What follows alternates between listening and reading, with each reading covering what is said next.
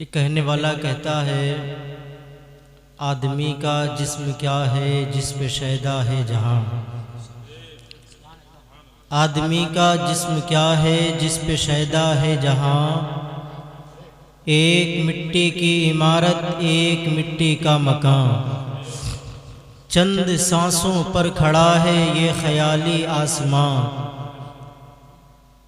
چند سانسوں پر کھڑا ہے یہ خیالی آسمان، خون کا گارا ہے اس میں اینٹ اس کی ہڈیاں، موت کی پرزور آندھی جب اس سے ٹکرائے گی یہ ٹوٹ کر ساری عمارت خاک میں مل جائے گی۔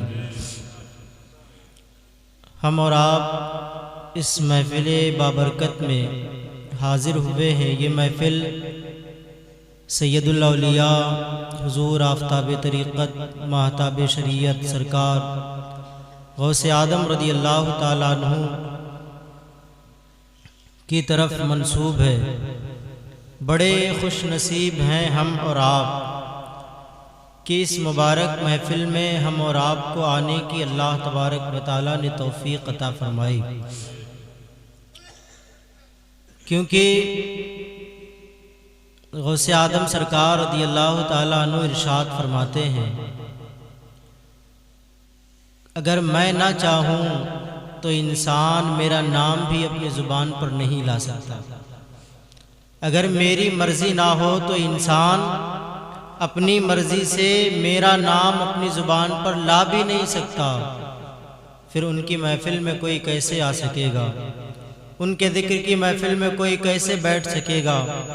ہم اور آپ کی خوش بختی ہے کہ اللہ تبارک و تعالیٰ نے ہمیں یہ مبارک شرف عطا فرمایا۔ تھوڑی دیر آپ کے سامنے آپ کا اپنا بن کے، نہ کوئی خطیب بن کے نہ کوئی مقرر بن کے، اللہ تبارک و تعالیٰ کے فرمان کی کچھ باتیں آپ کے گوشے گزار کرنی ہیں۔ انشاءاللہ آپ سنیں گے تو آپ کے ایمان میں تازگی کا نور بھی آئے گا۔ میں آپ سے کچھ کہوں گا بھی نہیں کہ آپ سبحان اللہ بولیں، ہاتھ اٹھا کے بولیں، جیسے چاہیں آپ بیٹھیں، لیکن میری باتوں کو محبت سے سن لیں۔ اللہ تبارک و تعالیٰ قرآن مجید میں ارشاد فرماتا ہے ام حسبتم ان تدخلوا الجنہ، کیا تم یہ سمجھتے ہو کہ تم یوں ہی جنت میں چھوڑ دیے جاؤ گے؟ کیا تم لوگوں نے یہ سوچ کے رکھا ہے کہ یوں ہی جنت میں چلے جاؤ گے؟ وَلَمَّا يَأْتِكُمْ مَثَلُ الَّذِينَ خَلَوْا مِنْ قَبْلِكُمْ، ذرا پہلے کے لوگوں کو یاد کرو، چھوٹی چھوٹی ایک ایک غلطی پر پوری پوری قوم تباہ کر دی گئی، ایک ایک لغزش پر پوری پوری قوم کے اوپر کبھی آگ کی برسات کی گئی، کبھی زمین ان کو اپنے اندر جذب کر گئی، کبھی ان پر آسمان سے پتھر برسائے گئے، اور کبھی ان کو خشکیوں نے گھیرا، کبھی انہیں تنگیوں نے جکڑا، اور ایسا زمانہ آیا کہ اس وقت کے نبی بھی پکار اٹھے متی نصر اللہ، اے اللہ تیری مدد کب آئے گی؟ آج وہ دور وہ منظر ہماری نگاہوں کے سامنے ہے کہ اس وقت ہمارا بھی وہی حال ہے۔ یہ تو شکر ہے اور کرم ہے مصطفیٰ کا کہ ہم پر آگ کی برسات نہیں کی جاتی، ہم پر پتھروں کی بارش نہیں کی جاتی، ہم پر کوئی عذاب مسلط نہیں کیا جاتا، یہ مصطفیٰ کا کرم ہے۔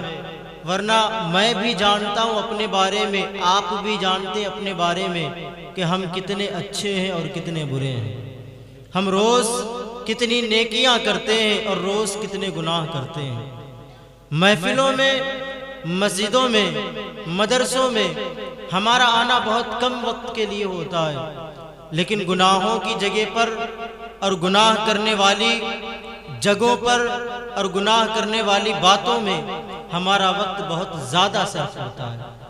ہم یہ سوچتے ہیں کہ ہم جو کر رہے ہیں بہتر کر رہے ہیں، اچھا کر رہے ہیں، لیکن نہیں صاحب، اللہ تبارک و تعالیٰ نے آپ کو پیدا فرمایا، پیدا فرمانے کے بعد اس نے آپ کو قرآن دی، اور اس میں لکھا ہوا ہے، اس میں بتا دیا رب نے آپ کو کس لیے آپ کی تخلیق فرمائی گئی، کس لیے آپ کو پیدا کیا گیا، لیکن یہ میری کم نصیبی ہے کہ میں اسے سمجھ نہ سکا، یہ میری کم علمی ہے کہ میں اسے جان نہ سکا۔ آپ ذرا غور کریں، ہم اس دور میں جی رہے ہیں جس دور میں ہم صبح اٹھ کے شام تک بستر پر جاتے جاتے اتنے گناہ کر جاتے ہیں جنہیں انگلیوں پر گننا چاہیں تو گن بھی نہیں سکتے۔ ضروری نہیں ہے کوئی انسان شراب پی کے گناہ کرے، ضروری نہیں ہے کوئی انسان کسی کا قتل کر دے وہی گناہ ہے، یہ بھی گناہ ہے کہ انسان کسی کی برائی کرتا گھومتا ہے، یہ بھی گناہ ہے کہ انسان اپنے مومن بھائی کی غیبت اور چغلی کرتا پھر رہا ہے، یہ بھی گناہ ہے کہ انسان اذان کی آواز تو سنتا ہے لیکن مسجد نہیں جاتا۔ پہنچے بھی 8 دن کے بعد مسجد میں تو اتنی جلدی ہوتی کہ 2 رکعت پڑھ کے امام صاحب دعا بھی مکمل نہیں مانگ پاتے، لوگ اٹھنے کی تیاری پہلے کرنے لگ جاتے ہیں۔ کیا آپ 2 رکعت پڑھ کے جنت چلے جاؤ گے؟ کیا آپ 2 رکعت پڑھ کے قبر کے عذاب سے بچ جاؤ گے؟ ذرا ان لوگوں کو یاد کرو جن کی ساری ساری رات اللہ تبارک و تعالیٰ کی عبادت میں گزرا کرتی تھی، جن کے دن روزے رکھ کر بھی اللہ تبارک و تعالیٰ کی عبادت میں گزرا کرتے ہیں، اور ان لوگوں کا حال کیا ہے جن کی محفل میں بیٹھے ہیں اور آپ سرکار غوث پاک جن کی شان کئی عالم میں مجھ جیسے انسان کو کروڑوں جان اللہ عطا کرے، اور ہر جان ہما وقت غوث آدم کی شان کا تذکرہ کرے، میری جانیں ختم ہو جائیں گی لیکن ان کی شان بیان نہیں کی جا سکتی۔ وہ اتنی بڑی شانوں کے مالک ہیں، اللہ نے انہیں اتنا بڑا مقام عطا فرمایا، کتنا بڑا مقام عطا فرمایا۔ آپ فرماتے کہ میرا رب ہر روز مجھ سے 70 بار کہتا ہے عبد القادر تو میرا محبوب ہے۔ جس سے رب کہے اے بندے تو میرا محبوب ہے، اس بندے کی ذات کا عالم کیا ہوگا۔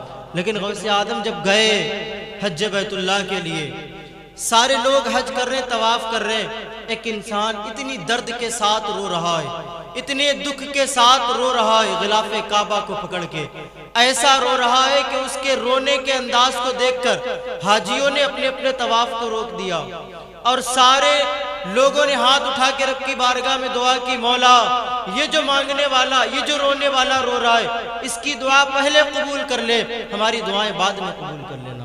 یعنی اتنی درد کے ساتھ ایک انسان رو رہا ہے غلاف کعبہ پکڑ کے، کیا رو رہا ہے؟ مولا اگر میرے عمل تیری بارگاہ میں قبول نہیں ہوئے تو قیامت کے دن مجھے اکھیانہ نہ اٹھانا، قیامت کے دن مجھے آنکھوں والا بنا کے نہ اٹھانا۔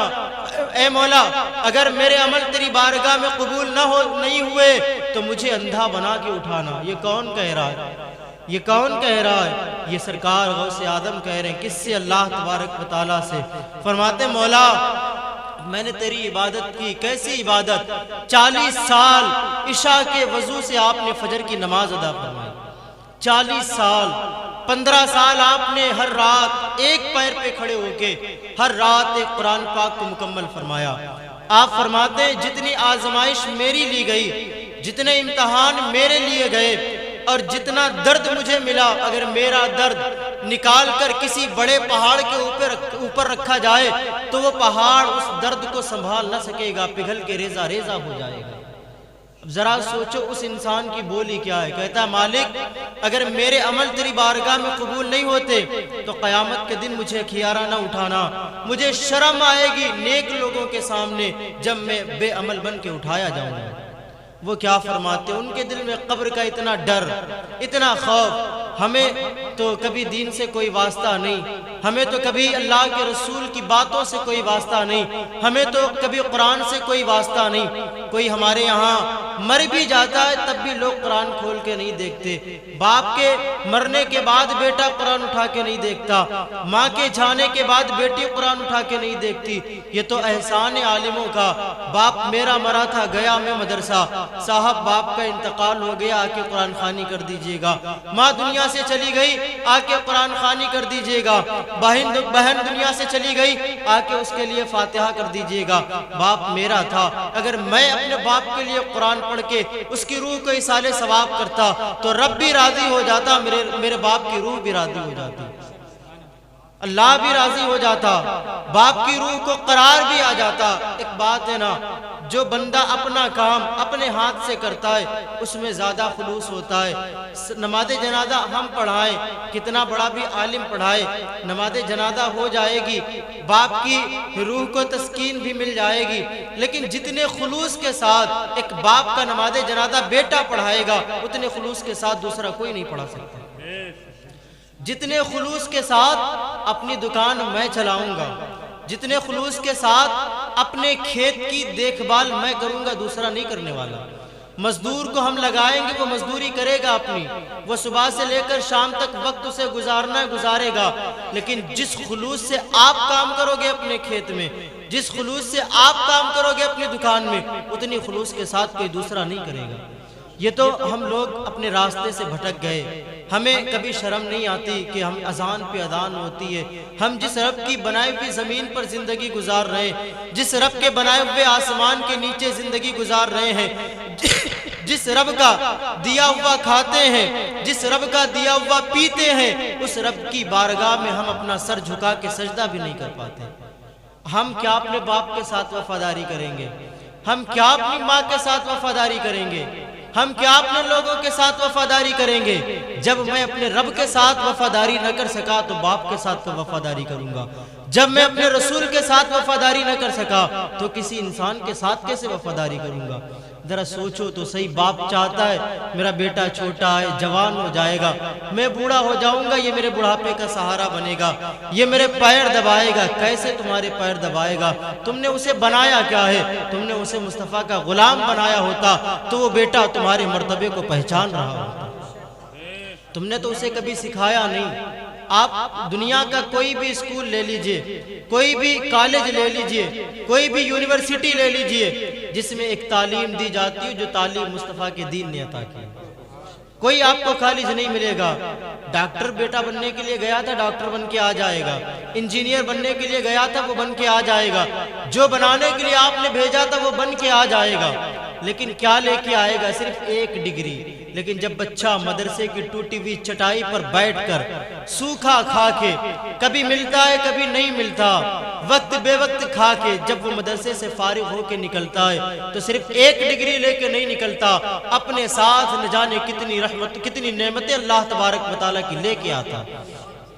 اسے صرف یہ نہیں سکھایا جاتا کہ تمہیں نماز کیسے پڑھانی ہے، اسے سب سے پہلے سکھایا جاتا ہے کہ اللہ و رسول کے بعد تمہارے لیے کائنات میں سب سے بڑا اگر کوئی ہے تو وہ تمہارے ماں باپ ہیں۔ اسے سکھایا جاتا ہے مدرسے کے اندر کیا کہ سب سے زیادہ حق تمہارے اوپر اگر کسی کا ہے تو وہ تمہارے پڑوسی کا ہے۔ اللہ نے تمہیں دولت دی ہے، اللہ نے تمہیں مال عطا کیا ہے، تم کھا رہے ہو اور تمہارا پڑوسی بھوکا سو رہا ہے تو اللہ تبارک و تعالیٰ تمہارا کوئی عمل قبول نہیں کرے گا۔ یہ اسے سکھایا جاتا ہے، یہ اسے بتایا جاتا ہے۔ کب؟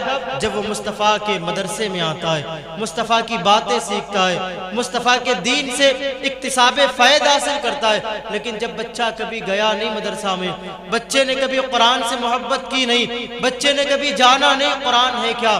میں ایک بات کہوں، ہو سکتا ہے آپ کو بری لگے لیکن بات سچ ہے، ہم اپنے آپ کو مسلمان کہتے ہیں اور دعویٰ بھی کرتے ہیں کہ ہم مسلمان ہیں، لیکن آپ کو اگر کوئی غیر مسلم انسان کسی چوراہے پر روک کے آپ سے صرف اتنا سوال کرے، آپ جس مذہب پہ چلتے ہو، آپ جس دین میں چل رہے ہو، آپ کا جو دین ہے اس دین کی تاریخ کے بارے میں ہمیں بتاؤ، تو میرے پاس کوئی علم نہیں ہوگا، کوئی جواب نہیں ہوگا۔ دور نہیں جائیے، ہمیں تو اپنے نبی کے بارے میں کچھ نہیں پتا، ہمیں تو اپنے آقا کی سیرت کے بارے میں کچھ نہیں معلوم۔ اگر معلوم ہوتا تو ہم نمازوں سے دور نہ ہوتے، اگر معلوم ہوتا تو ہم قرآن کی تلاوت سے دور نہ ہوتے۔ کتنے ایسے گھر ہیں، کتنے ایسے لوگ ہیں کہ مصطفیٰ کے دشمنوں کے اور اللہ اور اس کے رسول کے دشمنوں کے ایجاد کردہ کام مسلمان اپنے گھروں میں روز چلاتا ہے۔ یہ ناچ اور گانے کیا ہے؟ یہ اسلام کے دشمنوں کے کام ہیں۔ یہ تماشے، یہ فلمیں، یہ ساری کیا چیزیں ہیں؟ یہ اسلام کے دشمنوں کے کام ہیں۔ لیکن مسلمانوں کے گھروں میں روز چلائے جاتے ہیں۔ باپ بھی دیکھتا ہے، بھائی بھی دیکھتا ہے، ماں بھی دیکھتی ہے، بہن بھی دیکھتی ہے، لیکن سال گزر جاتے کبھی گھر میں قرآن کھول کے نہیں دیکھا جاتا، سال گزر جاتے کبھی مصلے اٹھا کے نہیں دیکھے جاتے۔ اس کے بعد ہم یہ عقیدہ رکھتے ہیں کہ ہم یوں ہی جنت میں چلے جائیں گے، ہمیں قبر سے ڈرنا ہی نہیں ہے، ہمیں حشر سے ڈرنا ہی نہیں ہے، ہمیں آخرت کا کوئی خوف ہی نہیں رکھنا ہے، مر جائیں گے کوئی سال ثواب کر دے گا اور ہم جنت میں چلے جائیں گے۔ اکبر الہ آبادی کہتے ہیں بتائیں کیا کہ مرنے کے بعد کیا ہوگا، بتائیں کیا کہ مرنے کے بعد کیا ہوگا، پلاؤ ہوگا اور میرا فاتحہ ہوگا۔ اس دنیا کے لیے ہم نے نماز کو چھوڑا تھا، اس دنیا کے لیے ہم نے قرآن کو چھوڑا تھا، اس دنیا کے لیے ہم نے رسول اللہ کے دین کو چھوڑا تھا، اس دنیا کے لیے ہم نے مصطفیٰ کی باتوں کو پشت کے پیچھے ڈالا تھا۔ اب ذرا دیکھو دنیا تمہیں کیا دیتی ہے۔ ہمارا انتقال ہو گیا، آپ کا انتقال ہو گیا، اور لوگوں نے ہمیں ایک کفن پہنایا، کفن پہنانے کے بعد نماز جنازہ پڑھائی گئی، چھوڑ دیا ایک چھوٹے سے گھر میں۔ ہم ہمیشہ جھگڑا کرتے رہے، ہم ہمیشہ لڑائیاں کرتے رہے دنیا کے گھر بنانے کے لیے، ہم نمازیں چھوڑتے رہے دنیا کا گھر بنانے کے لیے، ہم قرآن کو چھوڑتے رہے دنیا کا گھر بنانے کے لیے۔ ہم نے ایک ایک انچ کی جگہ کے لیے اللہ اور اس کے رسول کو ناراض کر دیا دنیا میں۔ ہم نے بھائی کے کھیت پر قبضہ کرنے کے لیے اپنے دین کو بھلا دیا، ہم نے پڑوس کی زمین پر اپنا قبضہ جمانے کے لیے دین کو پشت کے پیچھے ڈال دیا۔ اب ہمارے حصے میں جگہ کتنی آئی؟ تھوڑی سی جگہ، اور وہ کیسی جگہ؟ اندھیری جگہ، تھوڑی سی جگہ ہے، اس پہ میرا کوئی اجارہ بھی نہیں ہے، اس پہ میرا کوئی حق بھی نہیں ہے۔ وہ تو لوگوں کی مہربانی ہوتی کہ لوگ ہمیں اس میں دفنا دیتے ہیں، ورنہ تو ہماری اوقات نہیں رہ جاتی کہ ہم خود اپنے لیے کوئی گھر بھی تیار کر سکیں، ہمارے اندر تو کوئی طاقت نہیں رہ جاتی کہ ہم اپنے جسم پر بیٹھنے والی مکھی کو بھی اپنے ہاتھوں سے ہٹا سکیں۔ یہ تو کچھ لوگ ہیں، یہ تو رب کا کرم ہے کہ رب نے لوگوں کے دلوں میں وہ محبت ڈال دی کہ لوگ ہمیں کفن بھی پہنا دیتے ہیں، لوگ ہماری نماز جنازہ بھی پڑھ لیتے ہیں، لوگ کاندھوں پہ اٹھا کے ہمیں قبر کی منزلوں میں چھوڑ کے بھی آ جاتے ہیں۔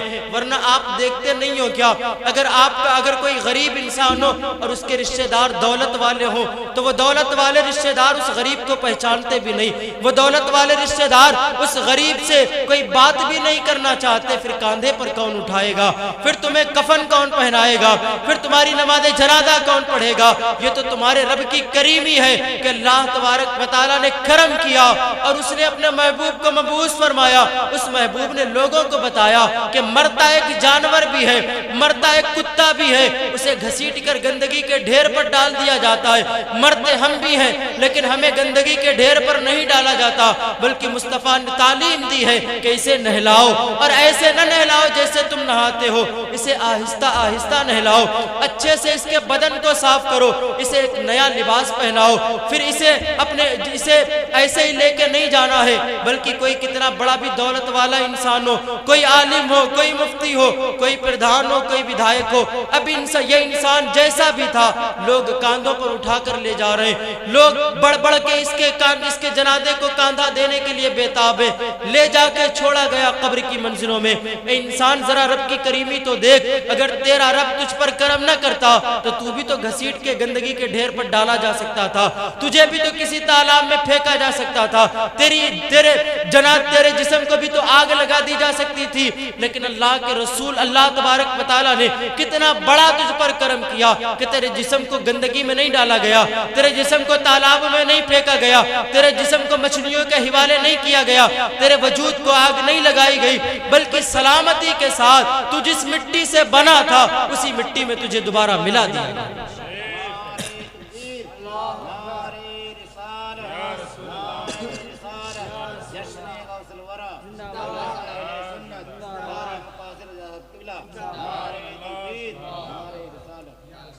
ذرا سوچ کے تو دیکھو، اگر ہم مسلمان نہیں ہوتے تو ہمارے وجود کے ساتھ کیا ہوتا؟ اگر ہم ایمان والے نہیں ہوتے تو یا تو تالاب میں پھینکے جاتے یا ہمارے جسم کو آگ لگائی جاتی، جبکہ اللہ کے رسول فرماتے اگر مردے پر ایک مکھی بھی بیٹھ جاتی ہے تو اس مکھی کا بدن اسے مثل پہاڑ کے نظر آتا ہے۔ پھر جس وجود کو آگ لگائی جاتی ہوگی اس کی روح پہ کیا گزرتی ہوگی، جسے تالاب میں ڈالا جاتا ہوگا اس کے ساتھ کیا ہوتا ہوگا۔ ذرا آپ سوچو تو صحیح، اللہ تبارک و تعالیٰ نے کتنا کرم فرمایا آپ پہ۔ اللہ ارشاد فرماتا یا ایھا الانسان، اے بھٹکے ہوئے انسان، ما غرک بربک الکریم، تجھے اپنے کریم رب سے کس چیز نے دور کر دیا، تجھے اپنے کریم رب سے کس چیز نے دور کر دیا۔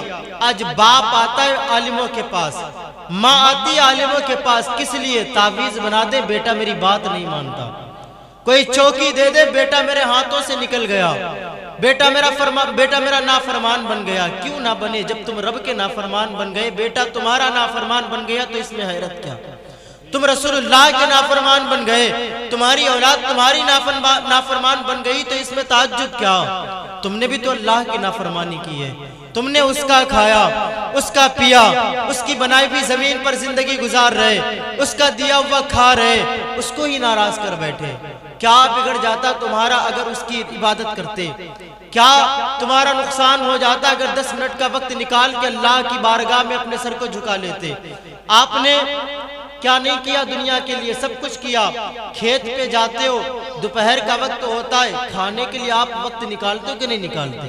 یا نہیں کھاتے ہو آپ صبح سے لے کر شام تک؟ کھانے کے لیے وقت نکالتے ہیں۔ ہم دکان چلاتے، دکان پہ گئے، جا کے بیٹھے، جب کھانے کا ٹائم ہوا ہم نے دکان کو کسی اور کے حوالے کر دیا، یا تو ہم نے دکان کے شٹر کو نیچے کر دیا، یا تو ہم اپنا ٹفن دکان پہ ساتھ میں لے کے جاتے، وہی بیٹھ کے کھا لیتے، لیکن بھوکے نہیں رہتے، کھا ضرور لیتے۔ کیوں؟ کھائیں گے نہیں تو کمائیں گے کیسے؟ کھائیں گے نہیں تو طاقت کہاں سے آئے گی؟ اے انسان، تو اپنے لیے سب کچھ کر لیتا ہے، تو اپنے جسم کو تر و تازہ رکھنے کے لیے سب کچھ برداشت کر لیتا ہے۔ جتنا وقت تو نے کھانا کھانے کے لیے نکالا تھا، تھوڑا سا وقت اور نکالتا، اس کھانے کے بعد اپنے رب کی بارگاہ میں سجدہ کرتا اور کہتا مولا تیرا شکر ہے کہ تو نے مجھے ایک دن عطا فرمایا، تیرا شکر ہے کہ تو نے مجھے کھانے کو کھانا عطا فرمایا، تیری نماز بھی قبول ہو جاتی اور اللہ تیری کمائیوں میں برکت بھی عطا فرماتا۔ لیکن نہیں، دوست آیا تھا، گھنٹوں اس کے لیے وقت نکال لیا، اس کو بٹھا کے چائے بھی پلائی، اور مسجد سے اذان کی آواز آئی، ادھر سے سنی ادھر سے بھول گئے۔ دوست کے لیے وقت ہے، رب رسول کے لیے کوئی وقت ہی نہیں۔ یہ ایمان ہے ہمارا۔ رشتہ دار آئے تھے تو دکان چھوڑ کے گھر آ گئے ملنے، وہ نئے نئے رشتہ دار ہیں، کہیں ناراض نہ ہو جائے، رب ناراض ہو جائے، رسول ناراض ہو جائے، کوئی فرق نہیں پڑتا۔ گھر میں جب شادیوں کا ماحول آتا ہے، کن کے وہاں؟ مسلمانوں کے وہاں، تو گانے بجائے جاتے، کس لیے؟ فلاں رشتہ دار نہ ناراض ہو جائیں، بیٹا نہ ناراض ہو جائے۔ بیٹے کو ناراض نہیں ہونے دیا لیکن رب کو ناراض کر لیا، رسول کو ناراض کر لیا۔ یہ ایمان ہے ہمارا۔ ہم شراب پی لیں، ہم جھوٹ بول لیں، چوری کر لیں، زنا کر لیں، غیبت کر لیں، جوا کھیل لیں، کچھ نہیں فرق پڑتا۔ ہم کیا سمجھتے ہماری پکڑ نہیں کی جاتی؟ ہم نے جھوٹ بول لیا، کیا ہوا؟ میری زبان کٹ گئی، یا مجھے کھانے کو نہیں ملا، یا مجھے پینے کو نہیں ملا۔ یہ تو پتا چلے گا قبر میں، یہ تو پتا چلے گا حشر کے میدان میں، جب باپ بھی بھاگے گا اپنی اولاد سے صرف ایک نیکی کے لیے، بیٹے بھی بھاگیں گے باپ سے ایک نیکی کے لیے۔ وہ ماں جس کے پیار کے وزن کو دنیا کا کوئی ترازو تول نہیں سکتا، وہ ماں آنکھ بچاتی پھرے گی اپنی اولاد سے، کیوں؟ کہیں میری اولاد مجھ سے نیکی نہ مانگنے لگ جائے۔ اس دن پچھتاؤ گے کہ مولا ایک موقع دے دے، تو مجھے دنیا میں بھیج دے، میں کبھی سر کو سجدے سے اٹھاؤں گا ہی نہیں۔ اے مولا تو ایک مرتبہ دنیا میں بھیج دے، میں ایسا بن کے رہوں گا دنیا میں، مولا کبھی کوئی ایک بھی گناہ نہیں کروں گا۔ لیکن اس دن کے پچھتاوے سے کچھ نہیں حاصل ہوگا، اس دن کے افسوس کرنے سے کچھ نہیں حاصل ہوگا۔ آپ 8 دن کے بعد جاتے جمعہ کی نماز ادا کرنے، وہ بھی نہ جانے کس طرح ہم پہنچ جاتے جب امام خطبہ پڑھ رہا ہوتا ہے، اس وقت ہم جاتے 2 رکعت پڑھتے ہیں، اس کے بعد مسجد سے اتنی تیزی کے ساتھ بھاگتے ہیں ایسا لگتا ہے اگر ہم ٹھہرے تھوڑی دیر اور تو ہم پہ حملہ کر دیا جائے گا۔ لیکن مسجد سے نکلنے کے بعد گلیوں میں، گھر میں، چوراہوں پر، دکانوں پر گھنٹوں ہم اپنا وقت برباد کر دیتے ہیں، لیکن ہمیں شرم نہیں آتی کہ ہم رب کے گھر سے آ گئے، ہمیں حیا نہیں آتی کہ ہم اللہ تبارک و تعالیٰ کی بندگی چھوڑ کے آ گئے۔ ارے ہم مسلمان ہیں، ہمارے لیے تو سب سے پہلے اللہ اور اس کے رسول کی محبت ہونی چاہیے، اس کے بعد میں دنیا کی محبت ہونی چاہیے، کیونکہ ہمارا عقیدہ ہے دینے والا رب ہے، اگر وہ نہیں چاہے گا ہم دن تو دن، ہم راتوں دن اپنی دکان کھول کے بیٹھے، اگر رب کی مرضی نہیں ہوگی تو ایک بھی گراہک ہماری دکان پر نہیں آئے گا۔ ہمیں پتا ہے کہ دینے والا اللہ ہے، ہمیں پتا ہے کہ رزق دینے والا وہ ہے، لیکن پھر بھی ہم اس کی عبادت نہیں کرتے، ہم نمازیں نہیں پڑھتے، ہم قرآن کی تلاوت نہیں کرتے۔ میرا باپ ہے، میری ماں ہے، میرا بھائی ہے، میری بہن ہے، آپ سب کو مجھے جو عزتیں ملی آپ کو معلوم ہے یہ کہاں سے ملی؟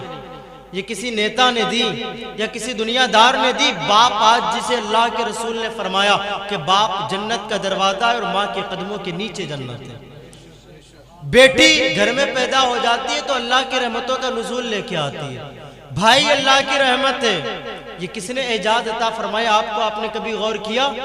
میں آپ کے ساتھ احسان کر دوں تو آپ میرے گن گائیں گے، کوئی پردھان آ کے آپ کی کالونی بنوا جائے کیا کہتے ہو؟ آپ بڑا اچھا انسان ہے۔ کوئی انسان آپ کو ایک گلاس پانی پلا دے، اس انسان نے مجھے پانی پلایا تھا، اسے پانی پلانا چاہیے، اس انسان نے میرے برے وقت میں میری مدد کی تھی، اس کی مدد کرنی چاہیے۔ دنیا والوں کا تمہیں اتنا خیال ہے، لیکن رب رسول کا تمہیں خیال ہی کوئی نہیں۔ اس وقت کو یاد کرو، تم باپ تھے، تمہاری اولاد تمہیں لے جا کر بازار میں بیچ رہی تھی اور منہ بولی قیمت تمہاری لگائی جا رہی تھی۔ اس وقت تمہاری عزت و آبرو کو کس نے بچایا؟ اس وقت تمہارے وقار کو کس نے بچایا؟ آج اللہ نے تمہیں جنت کا دروازہ کہا ہے، آج اللہ تبارک و تعالیٰ نے تمہیں وہ مقام عطا فرمایا ہے کہ رب رسول کے بعد ساری کائنات میں اولاد کے لیے سب سے بڑا مرتبہ تمہارا ہے، لیکن تم اللہ رسول کے نافرمان بن گئے، تم رسول اللہ صلی اللہ تعالیٰ علیہ وسلم کی سنتوں کو چھوڑنے والے بن گئے، تم رسول اللہ صلی اللہ تعالیٰ علیہ وسلم کے دین کو بھلا بیٹھے۔ اگر وہ رسول تم پہ احسان نہ کرتا تو آج بھی تمہاری اولاد تمہیں بازاروں میں بیچ رہی ہوتی۔ ماں باپ کو بیچا جا رہا تھا، وہ تو اللہ کے رسول نے فرمایا رضا المولا و رضا الوالد، ماں باپ کی رضا میں رب کی رضا ہے۔ جس اولاد سے اس کے ماں باپ راضی ہیں اسی سے اللہ اس کا رسول راضی ہے، اور جس اولاد سے ماں باپ ناراض ہے اس سے اللہ اور اس کا رسول کبھی راضی نہیں ہو سکتا۔ حال تو یہ ہم ماں کو راضی کر کے، ماں کو ناراض کر کے، باپ کو ناراض کر کے جاتے ہیں اجمیر شریف، کس کی بارگاہ میں؟ خواجہ غریب نواز کی بارگاہ میں چادر چڑھانے کے لیے۔ ماں راضی نہیں ہے، باپ راضی نہیں ہے، ہم چادر لے کے پہنچے دیواں شریف، ہم چادر لے کے پہنچے کلیر شریف۔ ارے جب تم سے تمہارے ماں باپ راضی نہیں ہے تو وہ اولیاء کرام کیسے راضی ہوں گے؟ تم کپڑے کی نہیں بلکہ سونے کی چادر چڑھا کے آ جاؤ، کوئی ولی تم سے راضی ہونے کا نہیں جب تک تم سے تمہارے ماں باپ راضی نہیں ہیں۔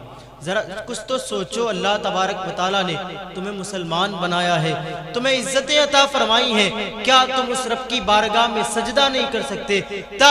کیا تم اللہ تبارک و تعالیٰ کا نازل کیا ہوا قرآن نہیں پڑھ سکتے؟ اخبار پڑھ لیتے ہو، دنیا کی ساری چیزیں پڑھ لیتے ہو، تم صرف قرآن نہیں پڑھ سکتے؟ ذرا سوچو تو صحیح، تم دین سے کیا دور ہوئے کہ تمہارے گھروں سے برکتیں ختم ہو گئیں؟ تم دین سے دور ہوئے، تمہارے گھروں کے چولہے الگ ہو گئے، تم دین سے دور ہوئے، تمہارے گھر جو جنت تھے وہ جہنم بن گئے، لیکن دل گناہوں کی وجہ سے اتنا کالا ہو گیا کہ وہ جہنم کی نحوستیں ہمیں نظر نہیں آتی۔ یہ کیا عذاب سے کم ہے؟ ایک باپ کے 4 بیٹے ہوتے ہیں لیکن چاروں کے چولہے الگ ہیں۔ کیا باپ کے دل کو تکلیف نہیں پہنچتی کہ اس کی نگاہوں کے سامنے ان کی اولاد بٹوارے کر لیتی ہے، ان کی نگاہوں کے سامنے ان کی اولاد چولہے الگ کر لیتی ہے؟ وہ باپ جس نے اپنی بھوک کو قربان کیا تھا اس اولاد کے لیے، وہ باپ جس نے خود نہیں پہنے تھے اچھے کپڑے، بچا کے رکھے تھے اس نے پیسے، کیوں میں اپنی اولاد کو اچھے کپڑے پہناؤں گا؟ اس نے ایک وقت کا کھایا تھا تو ایک وقت کا بچایا تھا، کیوں میں اپنی اولاد کو اچھی تعلیم دوں گا، میں اپنی اولاد کو پڑھاؤں گا؟ کیا اس دن کے لیے باپ نے اولاد کو پالا تھا کہ بیٹے گھر کے چولہے الگ کرنے لگ جائیں، بیٹے اپنے بیوی کے غلام بن کے ماں باپ کو ستانے والے بن جائیں؟ آپ دین سے دور ہوئے، آپ کو دکھا دیا گیا۔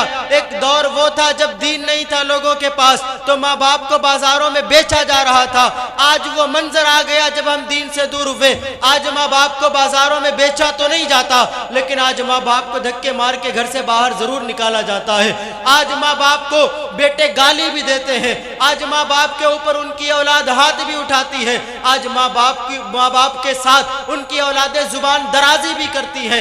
یہ کیا یہ عذاب سے کم ہے کیا؟ یہ کیا اللہ تبارک و تعالیٰ کے قہر سے کم ہے کیا کہ ایک اولاد ہو کر اولاد باپ کے ساتھ زبان درازی کرے؟ باپ کا تو وہ مقام ہے، ماں کا تو وہ مقام ہے۔ اللہ کے رسول نے یہاں تک کی فرمایا اگر تمہارے ماں باپ کو کوئی ایسی بیماری لگ جائے کہ ان کے جسم سے بدبو آئے اور ایسی بدبو آئے کہ تم سے ان کے پاس میں رکا نہ جائے، لیکن اگر تمہارا باپ تمہاری ماں آواز دے تمہیں، تم فوراً ان کی خدمت میں حاضر ہو جاؤ، اور جب ان کے سامنے جانا تو بدبو کی وجہ سے اپنی ناک کو رومال سے چھپا مت لینا، اپنی ناک کو ہاتھوں سے چھپا مت لینا۔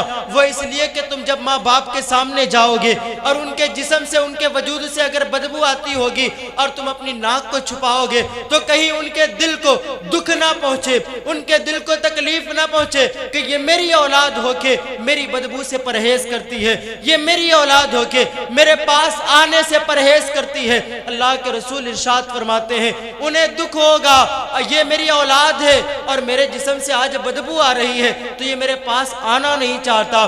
باپ سوچے گا ارے زندگی بھر اس کی گندگی کو میں نے اپنے ہاتھوں سے صاف کیا، جب یہ چھوٹا تھا میں نے اسے نہلایا، لیکن میں نے تو کبھی ناک پہ ہاتھ نہیں رکھا تھا، میں نے اس کے گندگی کرنے کو بھی صاف کیا لیکن میں نے کبھی اپنی ناک پہ ہاتھ نہیں رکھا تھا، یہ چھوٹا تھا، نالیوں میں گرتا تھا میں اسے اٹھا کے سینے سے لگا لیتا تھا، میں نے کبھی پرہیز نہیں کیا، لیکن یہ آج جوان ہو گیا ہے تو میرے پاس آنے سے پرہیز کرتا ہے۔ اللہ کے رسول نے ارشاد فرمایا تم یہاں تک کہ اپنے باپ کے سامنے جاؤ تو اپنی ناک کو چھپا کے مت جانا، ان کو گالی دینا تو دور کی بات ہے، ان کے اوپر ہاتھ اٹھانا تو دور کی بات ہے، ان کے ساتھ بحث کرنا تو دور کی بات ہے، ان کے ساتھ نعرے تکبیر، نعرے رسالت، نعرے رسالت، سرکار غوث اعظم جشن غوث الورا، عظمت والدین، عظمت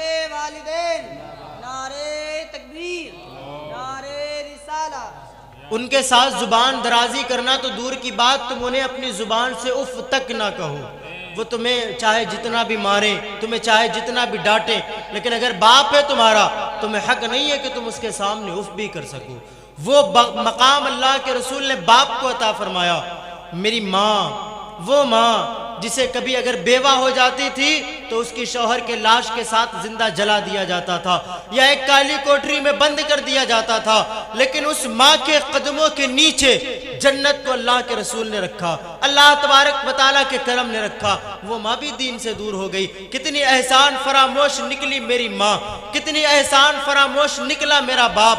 جس رسول نے باپ کو عزت عطا کی وہ باپ مصطفیٰ کے دین سے دور ہو گیا، جس ماں کو عزت اللہ کے رسول نے عطا کی وہ ماں مصطفیٰ کے دین سے دور ہو گئی۔ میری وہ بہن آج اپنے سر پہ دوپٹہ رکھ کے نکلنا نہیں چاہتی، آج اسے قرآن پڑھنا نہیں آتا، آج اگر اس کی شادی کر دی جاتی ہے تو اپنے شوہر کے ساتھ اسے کیسے رہنا چاہیے اسے سلیقہ نہیں پتا، اسے اپنے ساس اور سسر کی کس طرح خدمت کرنی چاہیے اسے طریقہ نہیں پتا، دور ہو گئی مصطفیٰ کے دین سے۔ وہ نہیں چاہتی کہ میں اپنے آپ پہ نقاب ڈالوں، وہ نہیں چاہتی کہ میں پردہ کروں، وہ نہیں چاہتی کہ میں قرآن پڑھوں۔ اے میری بہن ذرا اپنی پچھلی زندگی کو دیکھ، تیری کیا اوقات تھی؟ تو وہی ہے نا گھر میں پیدا ہوتی تھی تو تیرا باپ کہتا تھا کہ یہ سانپ پیدا ہو گیا ہے، یہ نحوست آ گئی ہے گھر میں، یہ بلا آ گئی ہے گھر میں، تو ہی تھی اور تیرا باپ تھا، تجھے لے جا کر زندہ زمین میں دفن کر دیتا تھا۔ اس دور میں اللہ کے رسول نے ارشاد فرمایا یہ بیٹیاں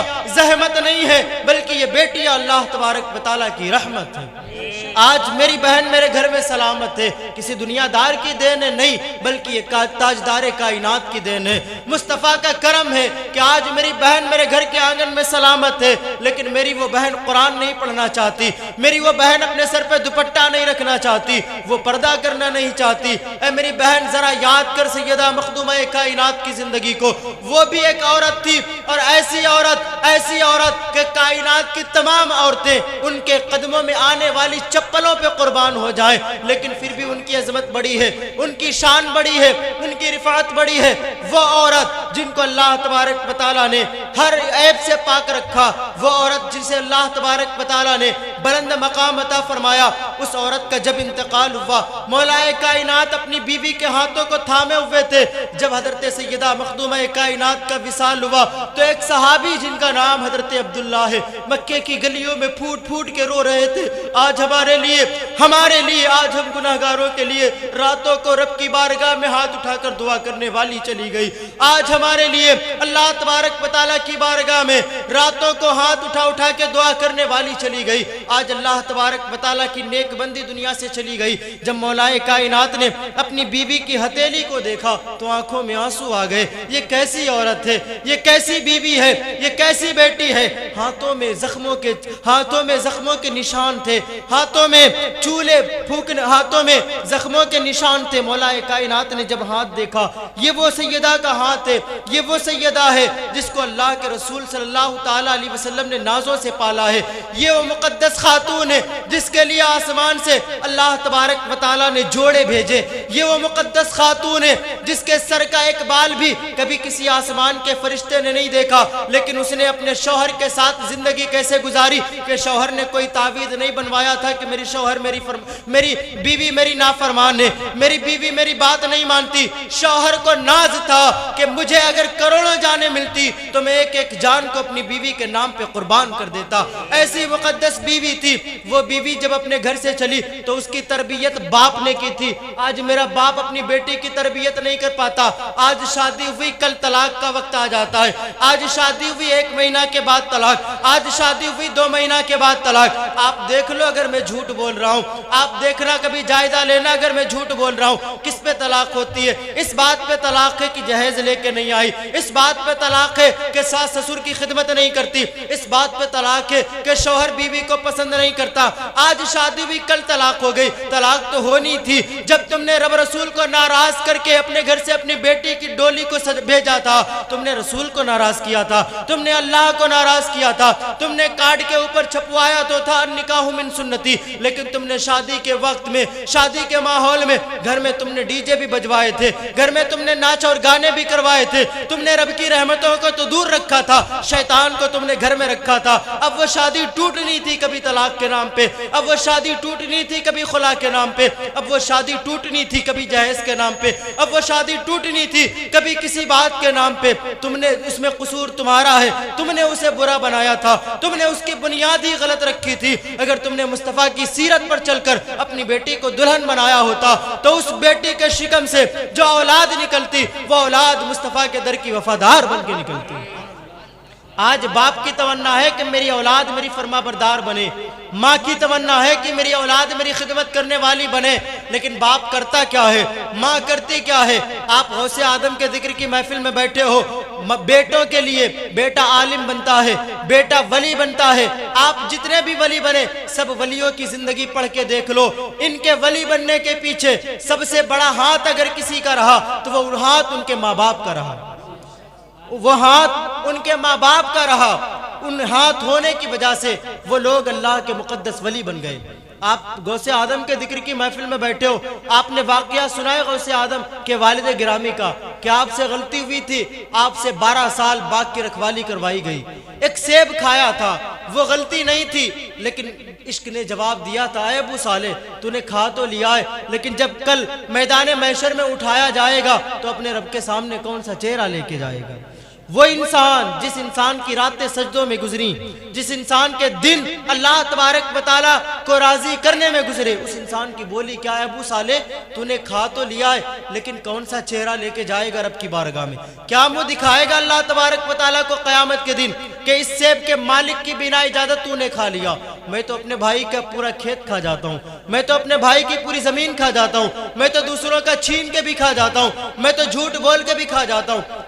میرے ضمیر نے کیوں کبھی مجھ سے نہیں کہا کہ کیا جواب دو گے جا کے قبر میں؟ ہمارے اندر اتنی غیرت ہے، کوئی میرے ماں کو گالی دے کے دیکھو تو صحیح، کوئی مجھے گالی دے کے دیکھو تو صحیح، میں اس کے پورے گھر کو اجاڑ کے رکھ دوں گا، لیکن وہاں پر میری غیرت کہاں چلی جاتی جب میں حرام کا کھا لیتا ہوں؟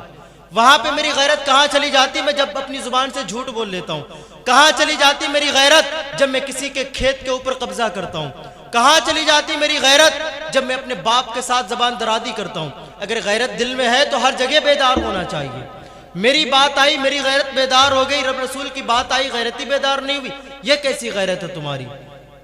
آج میرے گھر کی طرف کو ایک نگاہ اٹھا کے دیکھے روز آ کے، میں اس لڑکے کو بھی مار مار کے پاگل بنا دوں گا، اس کے ماں باپ کو بھی گالیاں دوں گا، تو نے کیسی اولاد پیدا کی ہے جو میرے گھر میں آ کے تکتی ہے؟ اور میں اپنی بہن کو سجا کے لے جاتا ہوں بازار میں، وہاں پہ ایک نہیں نہ جانے کتنی نظریں اس پہ آتی ہوں گی۔ میں اپنی ماں کو لے جاتا ہوں سجا کے بازاروں میں، وہاں پہ ایک نظر نہیں نہ جانے کتنی نظر آتی ہوں گی۔ وہاں پہ غیرت کیوں نہیں جاگتی؟ وہاں پہ تمہارا ضمیر کیوں بیدار نہیں ہوتا؟ اللہ کے رسول ارشاد فرماتے ہیں عورت جب شوہر کی بنا اجازت اپنے گھر سے ایک قدم بھی باہر نکالتی ہے تو اس پہ اللہ اور اس کے رسول کی لعنتیں برسنا شروع ہو جاتی ہیں۔ پھر اس عورت کے شکم سے اولاد پیدا ہوگی تو کیا اللہ کا ولی بن کے پیدا ہوگی؟ اس عورت کے شکم سے اولاد پیدا ہوگی تو کیا نیک ہوگی؟ جس دن سے ہم نے مصطفیٰ کے دین کو چھوڑا اور جس دن سے ہم نے درسگاہ رسول یعنی مدرسوں سے ناتا توڑا، اس دن سے زمانے میں اور معاشرے میں چور پیدا ہونا شروع ہو گئے، اس دن سے زمانے میں ڈاکو پیدا ہونا شروع ہو گئے، اس دن سے زمانے میں لوگوں کا حق چھین کے کھا جانے والے پیدا ہو گئے، اس دن سے زمانے میں زنا کرنے والے پیدا ہو گئے، اس دن سے زمانے میں گناہ کرنے والے پیدا ہو گئے۔ ورنہ ایک وقت تھا کہ پورے کے پورے گاؤں میں لوگ ایسے ہوتے تھے جو اللہ کے خوف سے رویا کرتے تھے۔ آج کیوں نہیں پیدا ہوتے؟ بیٹا ڈاکٹر بن گیا، بیٹا انجینئر بن گیا، بیٹا دکان چلانے لگا، کیا بیٹا اللہ تبارک و تعالیٰ کا نیک بندہ بن پایا؟ کیا بیٹا مسجد کا نمازی بن پایا؟ کیا بیٹا قرآن کا قاری بن پایا؟ کیا بیٹا میدان کا غازی بن پایا؟ بیٹی سب کچھ بن گئی، بیٹی نے بہت نام روشن کر دیا، کیا بیٹی کنیز فاطمہ بن پائی؟ کیا بیٹی حقیقت میں ایک مسلمان بن پائی؟ ہم تو اتنے بڑے مسلمان ہیں کہ زندگی میں ہم نے کبھی مسلمانوں کی طرح پانی بھی نہیں پیا، ہم نے تو کبھی مسلمانوں کی طرح کھانا بھی نہیں کھایا، ہم نے تو کبھی مسلمانوں کی طرح اپنے گھر کا ماحول بھی نہیں بنایا، وہی ماحول وہ ماحول جو مصطفیٰ کی آمد سے پہلے کا تھا۔ کیا ہے ہم مسلمان اور کیا ہم یوں ہی جنت میں چھوڑ دیے جائیں گے؟ کیا ہم یوں ہی جنت میں چلے جائیں گے؟ حضرت ابو صالح آپ نے سیب کھایا تھا، باغ میں گئے، 12 سال رکھوالی کی، ایک غلطی بھی نہیں تھی، لیکن پھر بھی یہ ڈر تھا اے ابو صالح 12 سال جاتے تو جانے دے، معافی تو مل جائے گی، قبر کے حشر کے دن تو نہیں پکڑا جائے گا۔ آج تو ہم جھکنا نہیں چاہتے اپنے سگے بھائی کے سامنے، آج تو ہم بیٹا جھکنا نہیں چاہتا باپ کے سامنے، غیر کے سامنے کب کون جھکے گا؟ ہم تو یہ چاہتے ہیں اگر میرا رشتہ دار ناراض ہے میں کیوں جاؤں اس سے معافی مانگنے، وہ آئے نا مجھ سے معافی مانگنے، وہ آئے گا پھر بھی میں اسے معاف نہیں کروں گا، پہلے اسے ذلیل کروں گا، اس کے بعد اسے معافی دوں گا۔ یہ ہمارا حال ہے، اس کے بعد بھی ہم مسلمان ہیں۔ 12 سال باغ کی رکھوالی کی، 12 سال کے بعد آپ کے شیخ نے فرمایا ابو صالح تم نے 12 سال باغ میں گزارے، جاؤ ایک سیب توڑ کے لاؤ مجھے کھانا ہے، ایک سیب توڑ کے لاؤ مجھے کھانا ہے۔ آپ گئے، ایک سیب توڑا، لا کے رکھ دیا خدمت میں، آپ نے کھایا تو وہ سیب کھٹا تھا۔ آپ نے فرمایا اے ابو صالح تو نے 12 سال میرے باغ کی رکھوالی کی، ابھی تک تجھے یہ سمجھ میں نہیں آیا کون سا سیب میٹھا ہوتا ہے کون سا سیب کھٹا ہوتا ہے؟ اب ذرا سوچو جواب کیا دیتے؟ فرماتے حضور مجھ سے ایک غلطی ہوئی تھی، میں نے آپ کی بنا اجازت سیب کھایا تھا، دوبارہ میں اپنی طرف سے کوئی غلطی نہیں کرنا چاہتا، قسم ہے رب ذوالجلال کی میں نے 12 سال آپ کے باغ میں تو گزارے ہیں، لیکن 12 سال کے اندر میں نے ایک نظر بھی آپ کے باغ کے کسی سیب پر نہیں ڈالی۔ اتنا تقویٰ، اتنی پرہیزگاری باپ کے اندر۔ ماں کیسی تھی؟ ہاتھوں سے اس کے ہاتھ نہیں کام کرتے، اس کے پیر نہیں کام کرتے، باپ کہہ رہا ہے کس سے؟ ایک جوان سے، تمہیں اس سے شادی کرنی اس کے بعد معافی ملے گی۔ آج اگر بیٹی والا گاڑی نہ دے تو بیٹا شادی سے انکار کر دے گا، بیٹی والا جہیز نہ دے تو لوگ شادی سے انکار کر دیتے ہیں، لیکن وہاں پہ کیا بتایا جا رہا؟ تمہیں ایسی لڑکی سے نکاح کرنا ہے جو پیروں سے چل نہیں سکتی، ہاتھوں اس کے ہاتھ کام نہیں کرتے، وہ زبان سے گونگی، آنکھوں سے اندھی، کانوں سے بہری۔ اب ایک جوان، اچھا خاصا جوان، خوبصورت جوان، اس کے سامنے ایسی شرط رکھی جائے گی، وہ یہ تو سوچے گا کہ کیسے کریں گے، کیسے گزارا ہوگا اس کے ساتھ، سوچیں گے نا۔ لیکن ابو صالح فرماتے حضور معافی ملے گی نا؟ ہاں معافی مل جائے گی، پھر آپ جو بھی چاہیں میں ہر بات ماننے کے لیے تیار ہوں۔ شادی ہو گئی، اتنی نیک ماں جس کا ایک قدم بھی کبھی شریعت کے خلاف نہیں اٹھا، جس کے ہاتھ کبھی شریعت کے خلاف نہیں اٹھے، جس کی زبان کبھی شریعت کے خلاف نہیں کھلی، جس کی آنکھوں نے کبھی کسی غیر محرم انسان کا چہرہ بھی نہیں دیکھا، اس ماں کے اور اس باپ کے نطفے سے جو اولاد جنم لیتی ہے، اس اولاد کا نام عبد القادر جیلانی، اور اس اولاد کا مرتبہ کیا ہوتا ہے؟ وہ اولاد مردے کو ٹھوکر مارتی ہے تو مردہ بھی زندہ ہو جاتا ہے، وہ اولاد 12 سال کی ڈوبی ہوئی کشتی کو اشارہ کر دیتی ہے تو وہ ڈوبی ہوئی کشتی اسی طرح واپس آتی ہے جس طرح وہ پانی میں ڈوبتی ہے، وہ اولاد جو مرغا کھا رہی ہوتی ہے اسی مرغے کو دوبارہ زندگی عطا فرماتی ہے، وہ اولاد کیا بولتی ہے کہ جب تک آسمان پہ نکلنے والا سورج مجھے سلام نہ کر لے اس وقت تک اپنی شعاؤں کو زمانے میں بکھیرتا نہیں ہے۔ وہ اولاد کیا باپ جھوٹ بولتا رہے زندگی بھر، باپ نمازی نہ ہو، باپ حرام کا کھاتا اور کماتا رہے، کیا اولاد اللہ کا ولی اس سے پیدا ہوگی؟ نہیں۔ آپ حضرت امام حسین کے نام سے لاکھوں کا تادیہ بناتے ہو اور امام حسین کے نام پہ لنگر کرتے ہو، کبھی آپ نے سوچا امام حسین رضی اللہ تعالیٰ عنہ کے بارے میں، ان کی سیرت کے بارے میں؟ سیدہ مخدومہ کائنات اتنی نیک تھی، مولا کائنات اتنے نیک تھے، ان کے شکم سے جو اولاد نکلی اس اولاد کو اللہ نے وہ مقام عطا فرما دیا کہ سر آپ کے جسم سے 50 کلومیٹر دور تھا کٹ جانے کے بعد، 1 کلومیٹر نہیں 50 کلومیٹر دور تھا جسم سے جدا ہو جانے کے بعد، پھر بھی وہ سر اللہ تبارک و تعالیٰ کے قرآن کی تلاوت کر رہا تھا، اللہ کے کلام کی تلاوت کر رہا تھا۔ وہ حسین جس نے اپنی جان کو رب رسول کے نام پہ قربان کر دیا، وہ حسین جس نے اپنے جوان بیٹے علی اکبر کو رب رسول کے نام پہ قربان کر دیا، کس کے لیے؟ آپ کے لیے، ہمارے لیے، کیوں؟ تاکہ نانا جان کی امت جہنم کے عذاب سے بچ جائے۔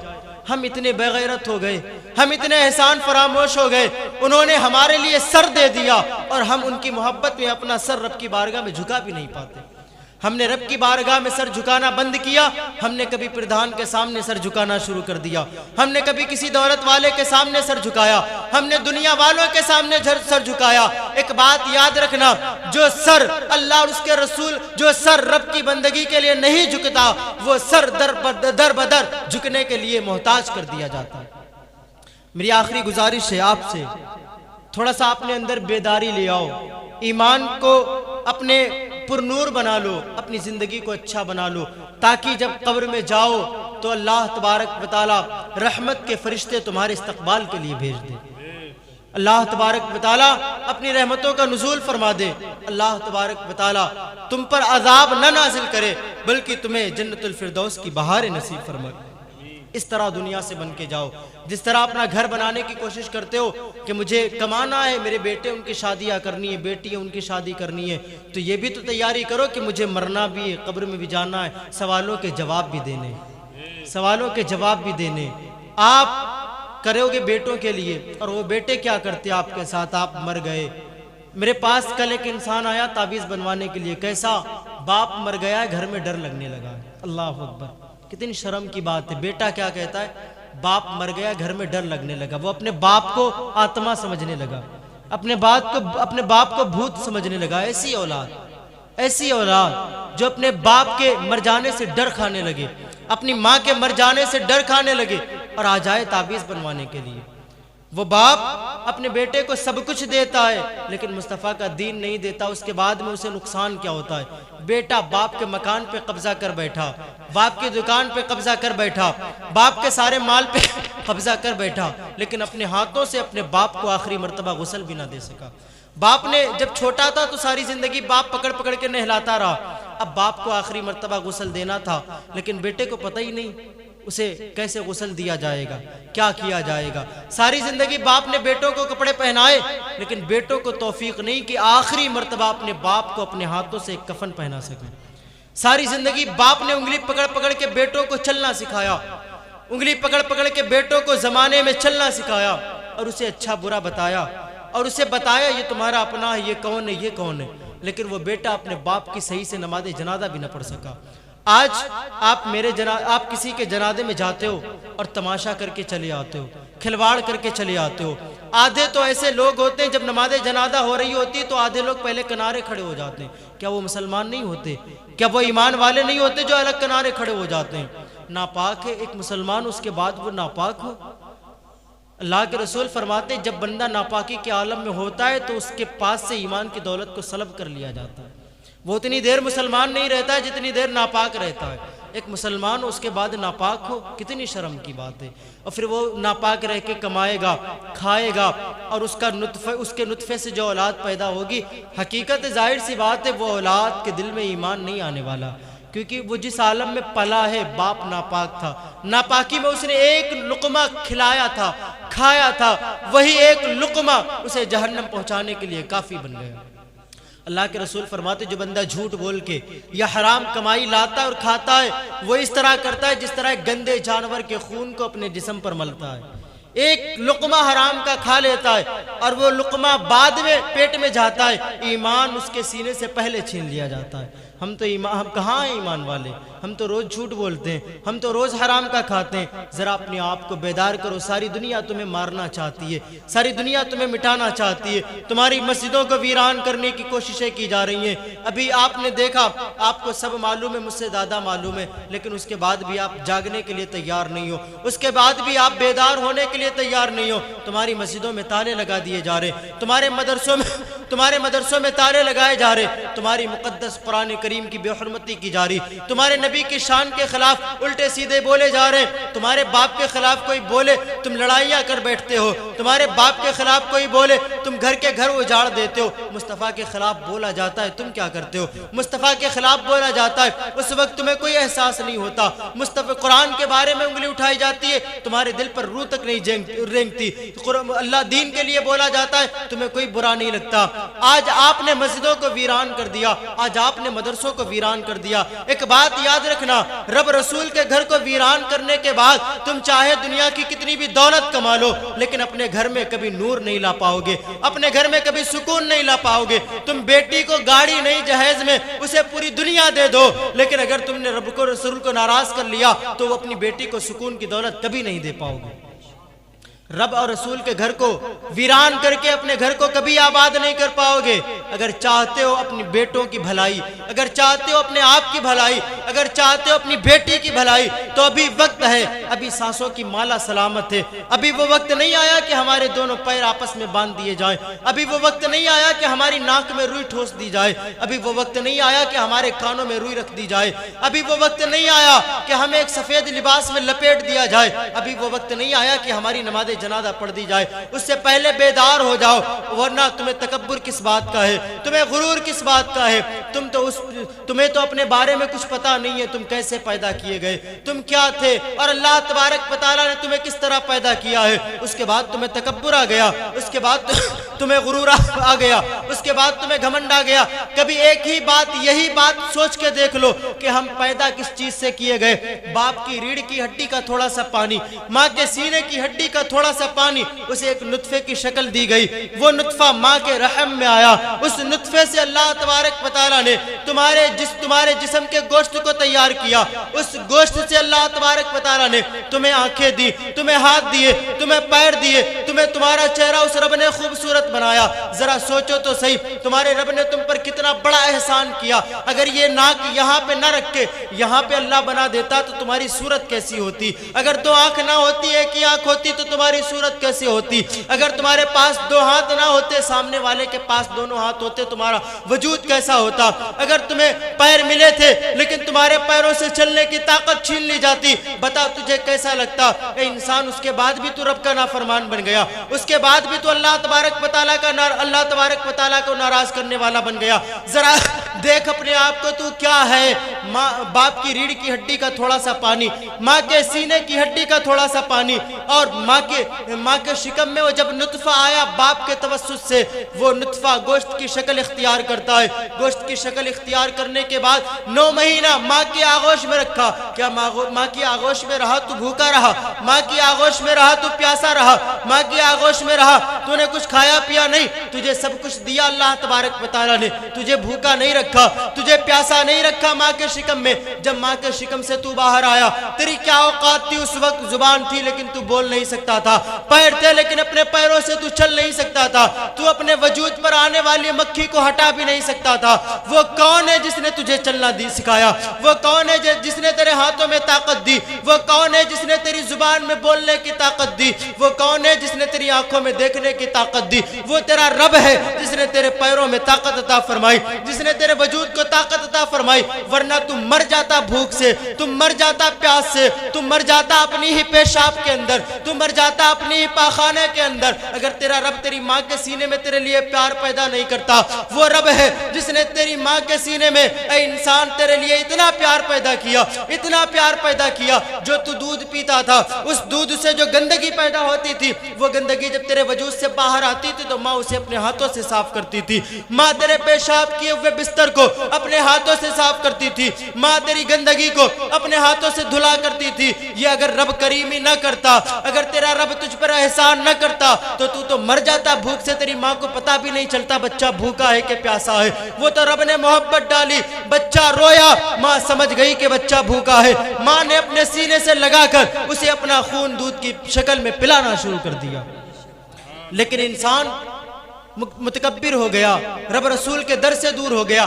چلو تمہیں یہ یاد نہیں, تم بھول گئے, آنے والا وقت یاد کر لو. وہ وقت آئے گا جس دن تمہارے پیروں سے طاقت چھین لی جائے گی. آج تم قدموں سے مسجد میں نہیں جاتے, وہ دن آئے گا جس دن تمہارے پیروں سے طاقت چھین لی جائے گی. تم چلنا چاہو گے لیکن چل نہ سکو گے. تمہارے ہاتھوں سے طاقت چھین لی جائے گی, تمہاری آنکھوں سے طاقت چھین لی جائے گی, تمہارے دونوں پیر کے انگوٹھے آپس میں باندھ دیے جائیں گے, اور تمہیں غسل دینے والوں کے سامنے بے بس پڑے ہوئے ہوگے.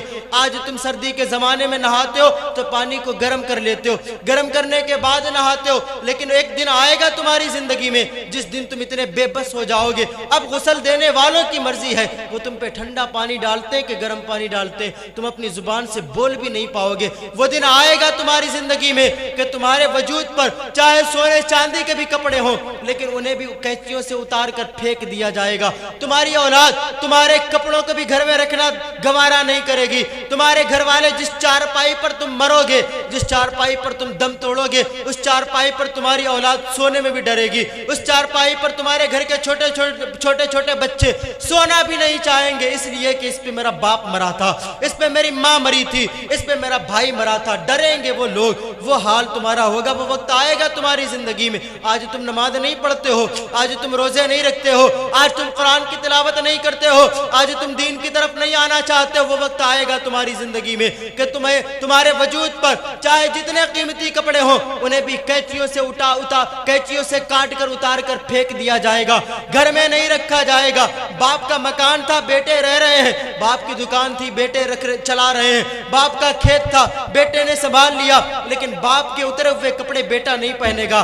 باپ کے اترے ہوئے کپڑے بیٹا اپنے جسم سے نہیں لگائے گا. اس چارپائی کو دھویا جائے گا جس چارپائی کے اوپر باپ مرا تھا. اس چارپائی کو دھویا جائے گا جس چارپائی کے اوپر باپ مرے گا. پھر کیا ہوگا تمہارے ساتھ؟ پھر یہ ہوگا تمہیں ایک سفید لباس میں لپیٹ دیا جائے گا. آج تم کپڑے پہنتے ہو, آج تمہارے پاس لباس ہے, آج تمہارے پاس دولت ہے, تم فیشن کرنے لگے, تم مصطفیٰ کو ناراض کرنے لگے. وہ دن آئے گا تمہاری زندگی میں, تمہیں ایک سفید لباس میں لپیٹ دیا جائے گا. تم اپنی مردی کا لباس بھی نہیں پہن سکتے. پھر تمہیں لے جا کے قبر کی چھوٹی سی جگہ, تمہیں مٹی کی زمین کی چھوٹی سی جگہ میں رکھ دیا جائے گا. تمہاری قبر کے اوپر پٹے رکھے جائیں گے, اس پر تمہارے پٹروں کے اوپر مٹیاں ڈالی جائیں گی. تمہارے دوست بھی جائیں گے, تمہارے رشتے دار بھی جائیں گے, تمہارے گھر والے بھی جائیں گے, ایک ایک مٹھی مٹی لے کے تمہاری قبر پہ ڈالیں گے.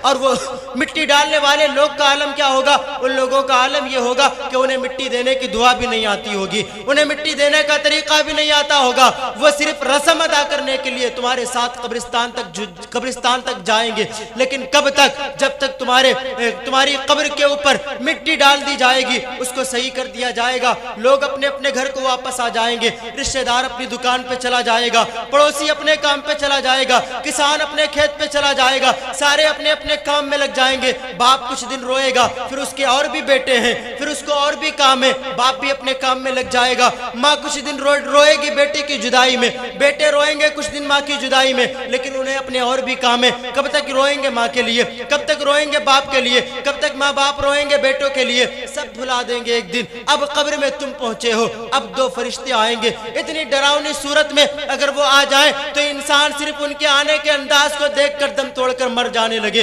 وہ فرشتے انسان کی قبر میں آئیں گے اور جھنجھوڑ کر اسے اٹھا کے بٹھائیں گے اور پوچھیں گے من رب کا، تیرا رب کون ہے؟ نعرے تکبیر، نعرے تکبیر، نعرے رسالت، نعرے رسالت، سرکار غوث پاک، سرکار غوث پاک، جشن غوث الورا، جشن غوث الورا، عظمت والدین، عظمت والدین، نعرے تکبیر، نعرے رسالت۔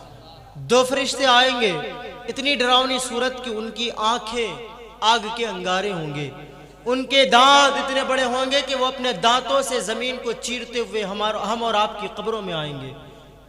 وہ ان کی شکلیں اتنی ڈراؤنی ہوں گی کہ انسان دیکھ کے حیرت میں پڑ جائے گا۔ اٹھائیں گے، پہلا سوال من رب کا، نہیں پوچھیں گے تم نے کیا کمایا تھا، نہیں پوچھیں گے تم نے کس کو، نہیں پوچھیں گے تم نے کتنے کھیت بنائے، نہیں پوچھیں گے تم نے کتنی دکانیں چلائیں، نہیں پوچھیں گے تم نے کیا کیا۔ پہلا سوال من رب کا، تمہارا رب کون ہے؟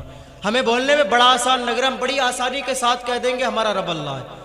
آپ کو بھی لگ رہا ہوگا کہ بڑی آسانی کے ساتھ ہم تو کہہ دیں گے ہمارا رب اللہ ہے۔ کیسے کہہ دو گے جب اس رب سے تم نے دوستی بنائی نہیں، جب اس رب کو تم نے کبھی جانا نہیں، جب اس رب سے تم نے اپنا رشتہ مضبوط نہیں کیا، کیسے کہہ دو گے کہ ہمارا رب اللہ ہے؟ دوسرا سوال ما دین کا، تمہارا دین کیا ہے؟ سننے میں بڑا آسان لگتا ہے، ہمارا دین اسلام ہے، ہم کہہ دیں گے ہم مسلمان ہیں۔ جب قبر میں پوچھا جائے گا ما دین کا، تمہارا دین کیا ہے؟ ہم نے تو دین پہ چل کے اپنی زندگی کبھی گزاری نہیں، ہم نے تو دین کو اپنے گھر میں آنے بھی نہیں دیا، ہم نے تو دین کو اپنے گھر میں رکنے نہیں دیا، ہم کیسے کہہ دیں گے ہمارا دین اسلام ہے؟ ایک سوال حضور کے تعلق سے ہوگا، کیا کہتے تھے ان کے بارے میں؟ کیا کہو گے وہاں پہ؟ حضور کہتے تھے چہروں پر داڑھی رکھو، لیکن تمہیں دنیا دار پسند تھے، تم نے دنیا والوں کے لیے چہروں پر داڑھی نہیں رکھی، اب کیا کہو گے کہ ہم یہ اللہ کے رسول ہیں؟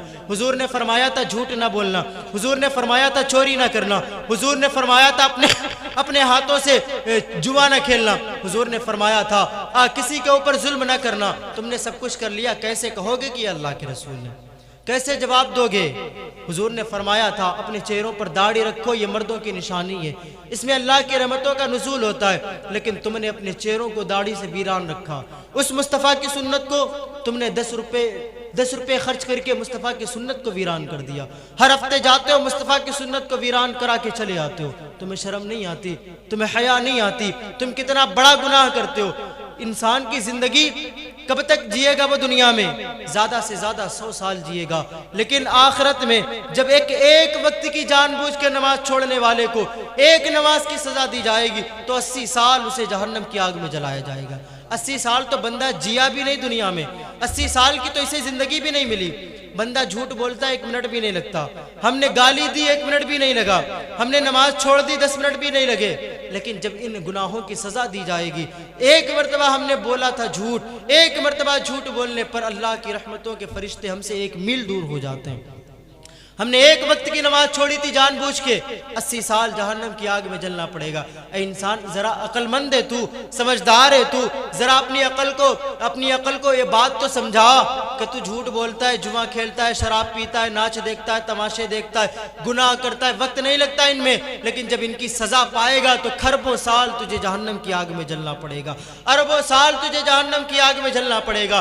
کیا تو لے کے جائے گا چہرہ اللہ کے رسول کے سامنے؟ کیا تو منہ دکھائے گا حضرت امام حسین کو؟ تو نے تعزیے بنائے امام حسین کے لیے، تو نے میلے لگائے امام حسین کے نام پہ، تو نے دنیا میں امام حسین کے نام پہ خوب ڈھول بجائے، خوب تاشے بجائے۔ جب امام حسین کے سامنے جب امام حسین کا تیرا سامنا کرایا جائے گا اور امام حسین ایک باپ کو دیکھیں گے اور اس سے کہیں گے اے انسان ذرا بتا تو صحیح کیا دنیا میں تو ہی ایک باپ تھا یا میں بھی باپ تھا؟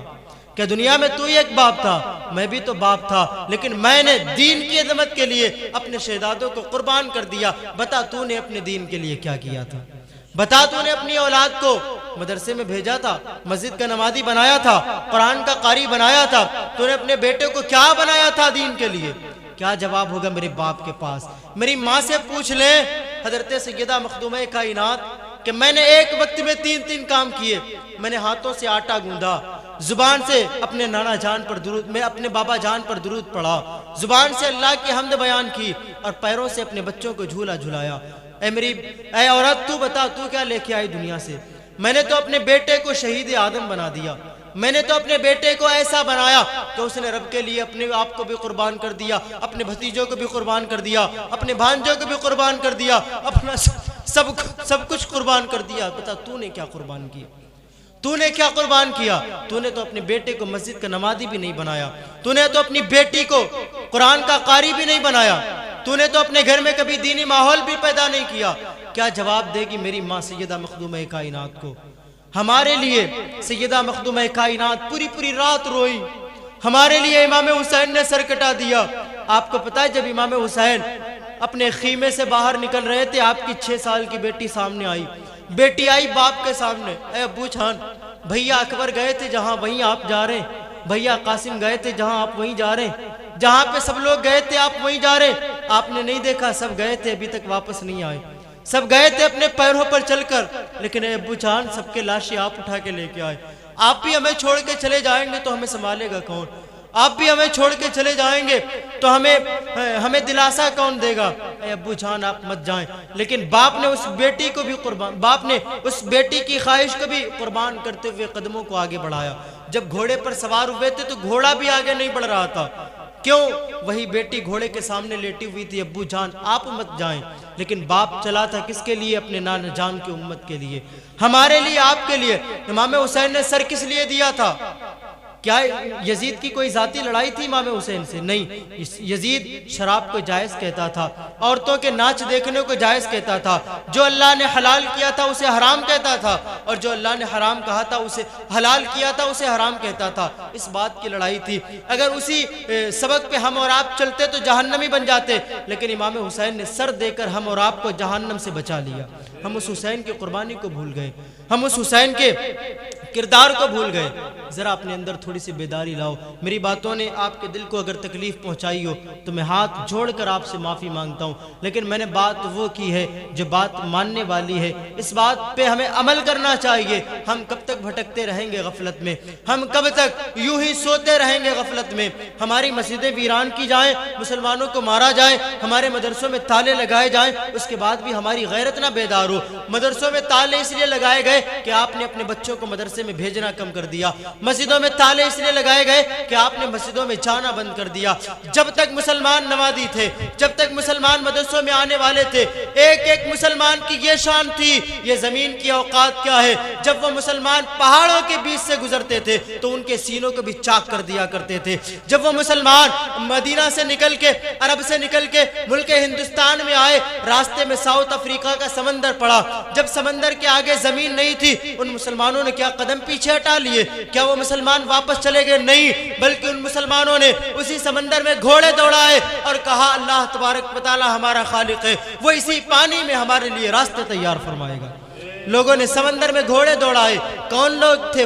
وہ مسلمان تھے۔ اور مسلمان کی شان یہ ہوتی ہے کہ مسلمان کے سامنے اس دنیا کی اوقات کیا ہے، جب بندہ حقیقت میں مسلمان بن جاتا ہے اس کی شان یہ ہو جاتی ہے کہ وہ مردے کو ٹھوکر مارتا ہے تو مردہ زندہ ہو جاتا ہے، اس کے چہرے کو دیکھ کر لوگ کلمہ پڑھ کر مسلمان ہو جاتے ہیں۔ وہ جن گلیوں سے گزرتا ہے تو رونقیں لے کے گزرتا ہے، وہ جس جگہ بیٹھ جاتا ہے وہاں پر اللہ کی رحمتوں کا نزول ہوتا ہے۔ مسلمان وہ ہوتا ہے جس انسان کی زندگی کو دیکھ کر دوسروں کو اپنی زندگی گزارنے کا طریقہ آ جاتا ہے۔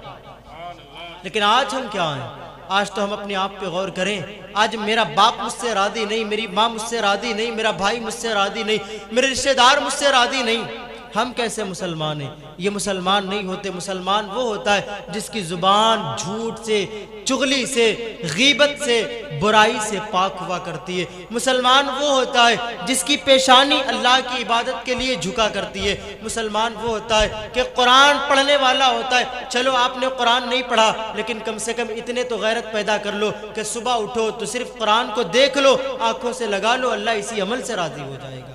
نہیں پڑھنا آتا، چلو نہیں پڑھ سکے، کم نصیبی رہی، لیکن قرآن کو ہونٹوں سے لگا تو سکتے ہو، قرآن کو دیکھ تو سکتے ہو۔ نہیں نماز پڑھنے کا طریقہ آتا، آ جاؤ مسجد میں، کھڑے ہو جاؤ اللہ کی بارگاہ میں ہاتھ باندھ کے اور کہو مالک پڑھنا نہیں آتا، آنا میرا کام تھا، قبول کرنا تیرا کام ہے نا۔ اتنا تو ہم اور آپ کر سکتے ہیں۔ تھوڑا سا اپنے اندر بیداری لے کے آؤ، اپنے آپ کو جگاؤ، اپنے آپ کو بیدار کرو۔